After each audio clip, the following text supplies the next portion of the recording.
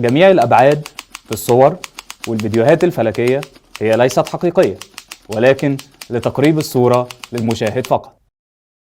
اسمك وسنك وعنوانك. لو حد سألك على عنوان بيتك بتقول له ايه؟ منطقة أو حي كذا، شارع كذا، رقم العمارة والدور والشقة. ولو ساكن في القاهرة مثلا بتقول القاهرة مصر، وممكن تزود مصر اللي في قارة أفريقيا عشان ما يتوهش.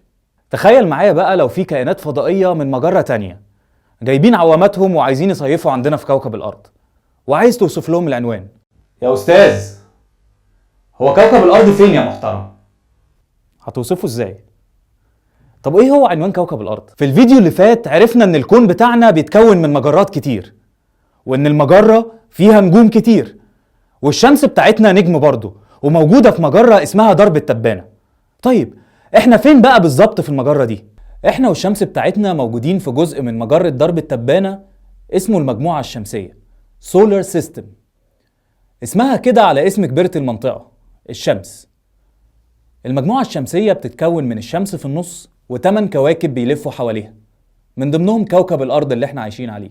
ال8 كواكب بتوع المجموعة الشمسية بيلفوا حواليها في مدارات زي الطرق، والمدارات شكلها بيضاوي شبه البيضة يعني، وتقريبا كلهم بيلفوا في الاتجاه ده اللي هو عكس اتجاه دوران عقارب الساعة، وفي مستوى واحد عمودي على الشمس زي ما احنا شايفين.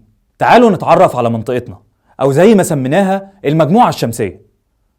الشمس وعارفينها، ايه بقى الكواكب دي؟ الحقيقة انه ما كانش فيه تعريف دقيق للكواكب، لكن العلماء من كذا سنة طلعوا بتعريف للكواكب انها الاجسام السماوية اللي بتدور حوالين نجم زي الشمس، وانها تكون كبيرة كفاية وشكلها مدور او شبه مدور. تالت حاجة تكون مسيطرة على مدارها ومحدش يقطع عليها، يعني لو في حاجة زنقت على كوكب في طريقه يا اما يشدها وياخدها معاه وما يسيبهاش غير لما يخليها تلف حواليه، يا اما يطردها بره خالص. هنتكلم اكتر عن الكواكب في الفيديو الجاي. طب تفتكر الشمس لوحدها هي اللي عاملة الحركة دي ومجمعة الكواكب حواليها؟ لا، في نجوم تانية زي الشمس عندها كواكب بتلف حواليها هي كمان، بنسميهم كواكب غير شمسية أو اكزو بلانتس. لحد ديسمبر اللي فات وصل عدد الكواكب غير الشمسية اللي اكتشفها العلماء ل 1781 كوكب. تفتكر بقى من وسط كل الكواكب دي ممكن نلاقي كوكب شبهنا وعنده كائنات حية زينا؟ المجموعة الشمسية مش بس فيها شمس و8 كواكب، لا، فيها حاجات تانية زي الأقمار مثلا. ثانية واحدة، هو في أقمار غير القمر بتاعنا؟ الحقيقة في كواكب تانية معانا في نفس المجموعة الشمسية عندها قمر هي كمان، ومش قمر واحد، أقمار كتير. طب هو يعني إيه قمر أصلا؟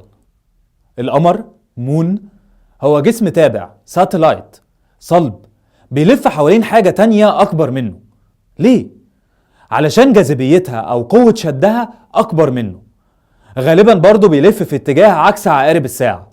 الحاجة اللي بيلف حواليها دي ممكن تكون كوكب، زي ما القمر بتاعنا بيلف حوالين كوكب الأرض. كلمة جسم تابع دي كمان ممكن نقولها على الكواكب نفسها، مش القمر بس، لأن الكواكب بتلف حوالين الشمس، يعني القمر جسم تابع للكوكب والكوكب جسم تابع للشمس. الرسمة دي بتورينا كل كوكب في مجموعتنا الشمسية عنده كام قمر. وخد بالك الأرقام دي بتتغير لأن كل شوية بنكتشف حاجة جديدة. خدت بالك إن الأرض طلعت غلبانة قوي؟ عندها قمر واحد بس. لكن مثلا الكوكب الكبير ده اللي اسمه المشتري كوكب مفتري عنده 67 قمر. طب اشمعنى؟ يمكن لأن الكوكب الكبير زي المشتري جاذبيته كبيرة، فبيقدر يشد عدد أقمار أكتر يلفوا حواليه. وكمان عشان هو بعيد عن الشمس وجاذبيتها كبيرة جدا، الشمس مش بتشد منه الأقمار دي.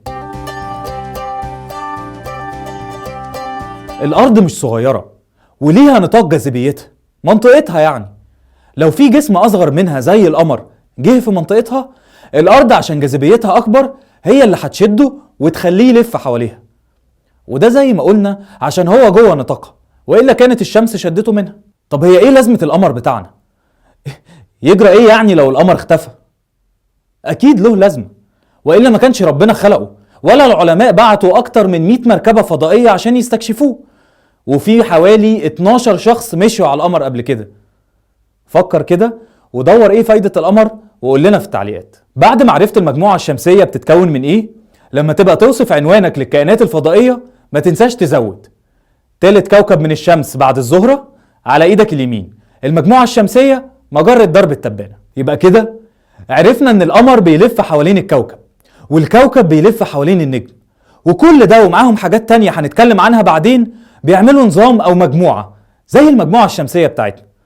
كذا مجموعة من دول بيعملوا مجرة، والمجرة مع مجرات تانية بتعمل مجموعة او عناقيد مجرات، وكل ده بيعمل الكون.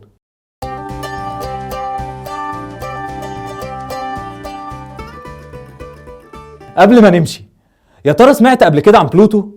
تعرف ليه كانوا بيقولوا عليه كوكب ودلوقتي رجعوا في كلامهم؟ لو عايز تعرف ليه، ادخل على اللينك ده وشوف الفيديو الجاي، هنتعرف اكتر على كواكب المجموعة الشمسية. سلام.